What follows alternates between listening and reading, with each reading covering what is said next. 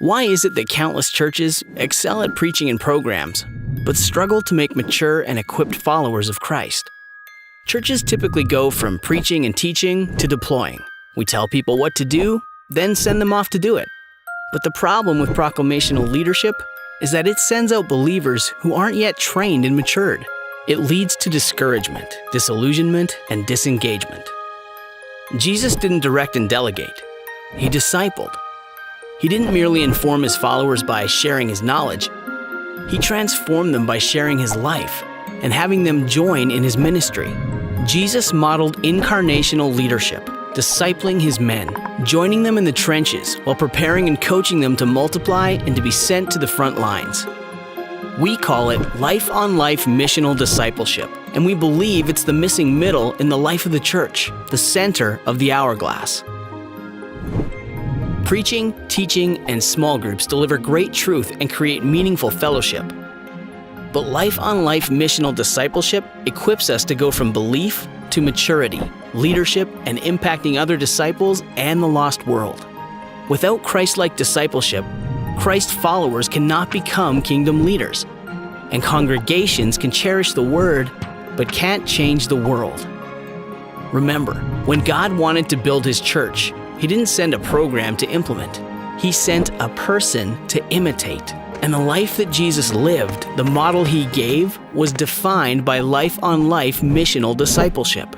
Jesus shows us how to think big, start small, and go deep. He pursued a big vision for the world by selecting a small group of men and investing deeply in their lives. As Paul says, "We shared the gospel with you and our lives as well." This is the heart of discipleship. When people who are being conformed to Christ share their life, they pass on Jesus' life. The life of Christ leaves a legacy of generations, and the gospel spreads around the world. That's why life-on-life missional discipleship groups are unlike traditional small groups. They focus on life transformation, not just fellowship or knowledge transfer. They're small, with 4 to 6 people who are carefully selected and highly committed, and they multiply.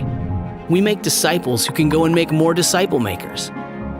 As each leader goes on to raise up more leaders, and those leaders raise more leaders still, the growth of the movement is exponential and explosive.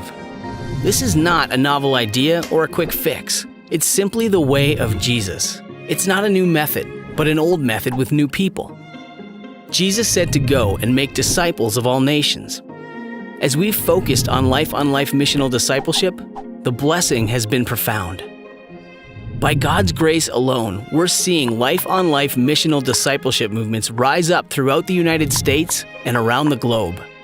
Wherever God's plan is followed, we see new believers, new leaders emerging, and congregations impacting their families, neighborhoods, cities, and nations.